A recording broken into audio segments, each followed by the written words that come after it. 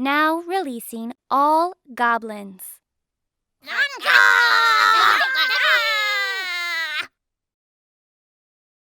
Card Conduit is the best way to sell your unused magic cards. Whether you've got a box of unsorted bulk, or a complete and alphabetized set, there's a great option for everyone. With a payout averaging 19% better than using any one buy list, and that's after fees are applied, you can rest assured you'll get the best bang for your buck. If you're a skeptic like me, their easy customer service and detailed reports make the whole interaction transparent and safe. Use Card Conduit today to save yourself some time and make some extra money. And 401 Games, Canada's one-stop shop for trading cards, board games, and hobby supplies. Not to mention an easy-to-use and great online buy list. And if you use the promo code MTGMUDSTA, your first purchase of MTG Sealed and Singles will be 5% off. And Dragon Shield, the strongest sleeves for your strongest deck. So be sure to use the code MUDSTA or the affiliate link down below to save 5% on your next order. Hey gang, and welcome back. Today's patron shoutout is to Adam. Thanks Adam for supporting the channel, much love. In today's game, Fred, Corwin, and Mika have joined me. I am playing my Greasefang deck, keeping Toxic Deluge, Shine Shadow Snarl, Tainted Field, Path to Exile, Unmarked Grave, Diabolic Intent, and Temple of Silence. Fred loves combat, and is playing Isshin, keeping Feed the Swarm, Command Tower, Bloodstained Mire, Blood Crypt, Grave Titan, Sword of the Animist, and a Mountain. Corwin wants to show off his love of all things Princess Bride, and he's playing Buttercup, keeping Birds of Paradise, Spectator Seating, Queen Marquesa, Simic Signet, Plains, Patriarch Seal, and Training Center. Mika's also playing some royalty with King of the Oathbreakers, keeping Kaya the Inexorable, Orzhov Signet, Baron Moor, 2 Plains, Secluded Steppe, and a Pontiff of Blight. I win the die roll and start us off. I draw and play Temple of Silence, scrying 1. Fred plays a Bloodstained Mire, cracking it and losing 1 for Savai Triome. Corwin just plays a Spectator Seating.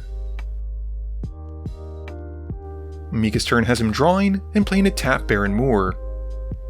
I play Urborg and then pay a black and colorless to cast Unmarked Grave. I go and tutor for a Necron Monolith, putting to my graveyard. Fred draws and plays a Command Tower, and then casts Sword of the Animist. He passes to Corwin after that. Corwin's got a Training Center for turn, and then casts Simic Signet. Mika draws and plays a Plains. He then casts a Signet of his own with an Orzhov Signet, and passes to me. I draw and play a Mech Hanger, and then pay 3 for Greasefang. Moving to combat, I bring back the Necron Monolith Greasefang's ability, and then tap my commander to crew it, and send it at Mika. I mill my top 3, hitting 1 creature card, and making a 2/2, and the Monolith then connects with Mika. After that, we move to my end step, and the Monolith bounces to my hand. Fred's got a Mountain for turn, and then plays Isshin and passes. Corwin draws and plays a Plains. He plays a Birds of Paradise, and then Patriarch Seal, and passes to Mika. Mika draws and casts Tocassia's Welcome in his main phase, and then plays a tap Secluded Steppe. With nothing else, he passes to me. I draw and play a Vault of Whispers. I then pay 2 for a Diabolic Intent, sacrificing my Necron token, and going to tutor for a card. I then go to combat, and swing Greasefang at Corwin, who takes the hit for 4. After that, I pass to Fred. Fred plays an untapped Blood Crypt, taking 2 as it comes in. He then equips the Sword of the Animist onto Isshin, and he goes to combat. He swings at me, and gets to find 2 basics from Isshin doubling the on-attack triggers, and I then take 4. In his post-combat main phase, Fred then plays a Boros Signet, and passes. Corwin draws and plays Reki, History of Kamigawa, and then casts Buttercup, aka Sisei, Witherlight Captain. He gets to draw a card off of Reki, and then passes to Mika.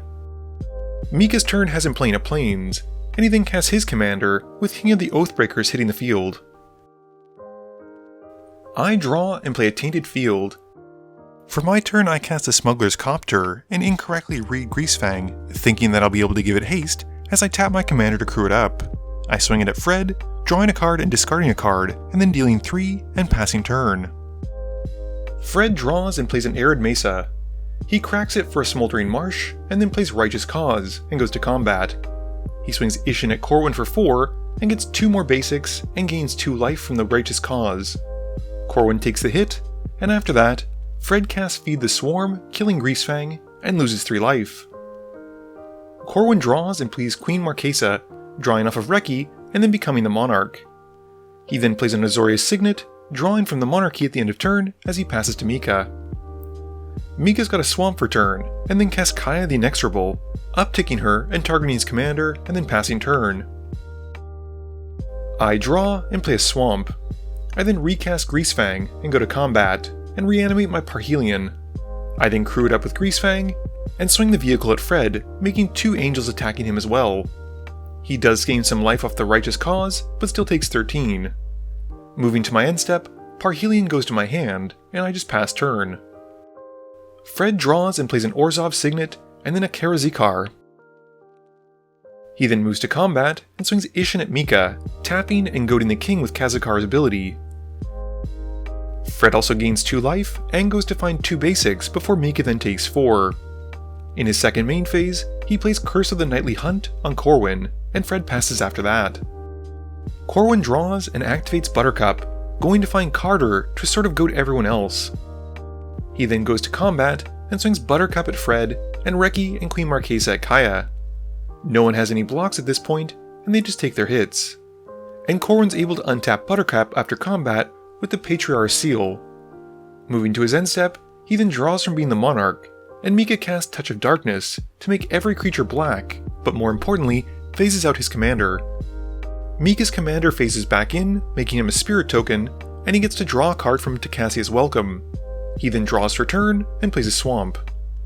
Going to combat, Mika is forced to swing the King of Oathbreakers at me because of Carter and Karazar's ability, and I stop him with an Angel token, but we all take one from Carter. The King of the Oathbreakers does go to Mika's hand though, because of the Ghost Form counter from Kaya, and he makes another Spirit token. And Fred and Mika also each get to draw 2 and lose 2 from Karazikar seeing someone get attacked that isn't Fred. Mika then recasts his commander in his post-combat main phase, and once more upticks Kaya to put a Ghost Form counter onto him, and then passes to me. I draw and play an Exotic Orchard, and then cast an Auric Lore Mage. Going to combat, I crew the Smuggler's Copter, and then swing an Angel and the Copter at Fred, and the other Angel goes at Mika. Fred gains a total of 6 from Righteous Cause being doubled, and then takes 7, while Mika just takes 4. I also get to draw a card and discard a card thanks to the Copter trigger, pitching a Knight Paladin, and passing after that. Fred draws and plays Talisman of Conviction, and then everyone's favorite Isshin card, Fervent Charge. He follows up with an Archon of Absolution, and then Marquesa's Decree, becoming the Monarch. He then goes to combat. He swings Karazikar and Isshin at me, tapping and goading my angels, and then gaining 4 life. He also finds 2 basics, and I then take a total of 17 because the Fervent Charge pumps twice, and with nothing else, Fred then passes, drawing from being the Monarch at the end of turn. Corwin draws and activates Buttercup, going to find Essica. He then taps his team to activate Buttercup again, this time finding Joda with it.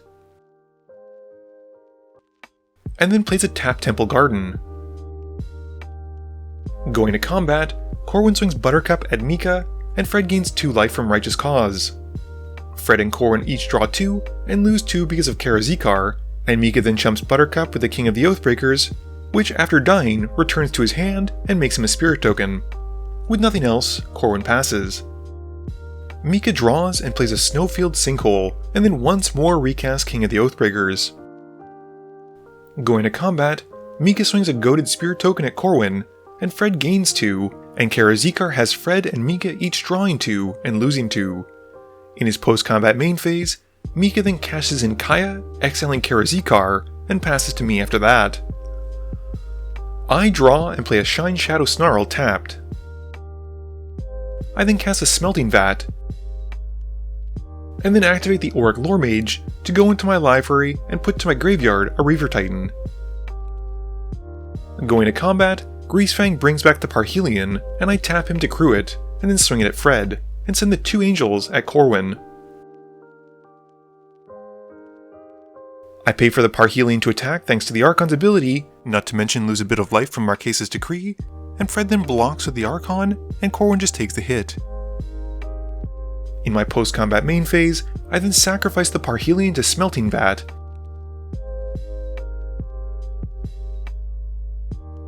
and I get to put out a Thunderhawk gunship, which comes with 2 Space Marines. I then pass to Fred. Fred draws and casts Curse of Opulence on Mika. He then casts a Bloodthirsty Blade and puts it onto Buttercup, and follows it up with a Patron of Kitsune. Going to combat, Fred swings Isshin at Corwin, gaining 4 life, finding 2 more basics, and Corwin then... But unfortunately, Corwin blocks with his massively pumped Joda, and Isshin gets taken out, and Fred then passes. Corwin draws and plays an Undergrowth Stadium. He then activates Buttercup and goes to find a Chroma's Memorial, and activates her a second time, grabbing Brago. Corwin then goes to combat, swinging Joda, Carter, and Brago at Fred, who at least gains 12 life from all the attack triggers, and Corwin loses 3 from Marquesa's Decree. Fred then moves to blocks, and I decide to help out by casting Path to Exile to deal with Carter. Fred still takes 14 though, and Corwin blinks his team and mana rocks, which makes him the Monarch again thanks to Queen Marquesa coming back in. In his post-combat main phase, Corwin then activates Buttercup again, this time finding Jingantha, and then taps Jingantha to help use Buttercup's ability, and this time finds Zagreus. After that, Corwin passes, and during his end step, Mika casts Eerie Interlude, targeting all of his spirits, who in turn phase out. Mika's spirits phase back in, making him 4 more spirit tokens, and drawing him a card from Takaskia's Welcome, and he then draws for turn. He plays a Swamp for turn, and then plays Invasion of Tolvada, and brings back Kaya. And once she's out, down ticks Kaya to exile the Akroma's Memorial. Mika then follows up with Ghost Council of Orzhov, draining Corwin for 1 as it enters, and then passing to me. I draw and activate Auric Loremage, this time putting into my graveyard a Cybermen Squadron. I then go to combat, and bring back the Reaver Titan with Greasefang, and then crew the Thunderhawk Gunship, Smuggler's Copter, and Reaver Titan.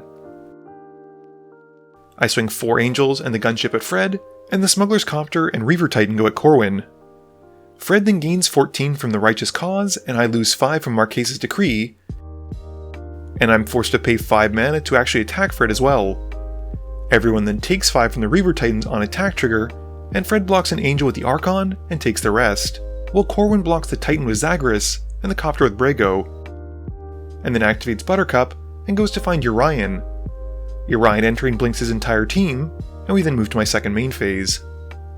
I then use the Smelting Vat on the Reaver Titan, and get to keep a Sky Sovereign and an Aerial Surveyor after combat, and I deal 3 damage to Kaya.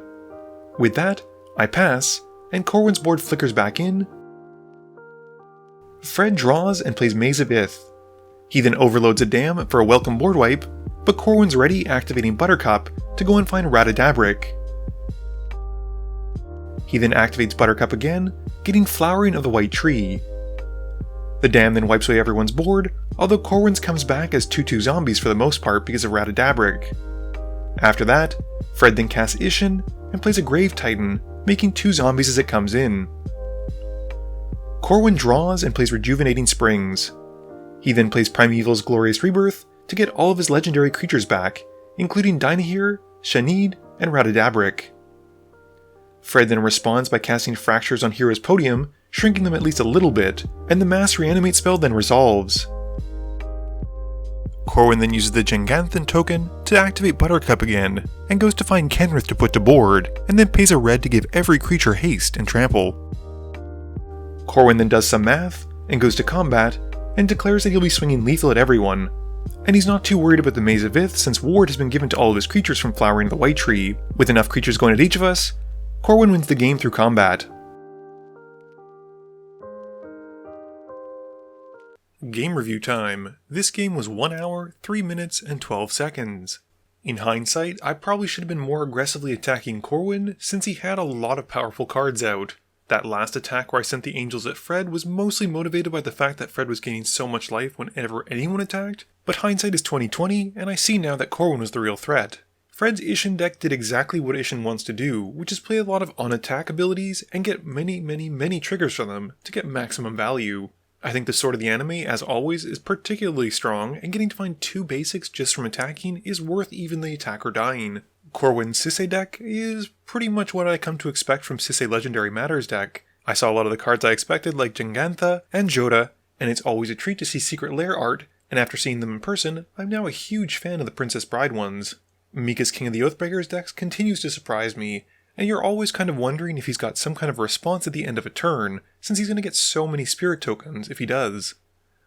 He runs a lot of fun synergistic cards, and really leans into the theme, which is one of my favorite things to see in Commander. This video wouldn't be possible without the help from my sponsors, but it definitely wouldn't be possible without the help from you, the viewers, and my patrons. So I just want to say thank you for watching, and to remember, friends are just opponents you haven't eliminated yet.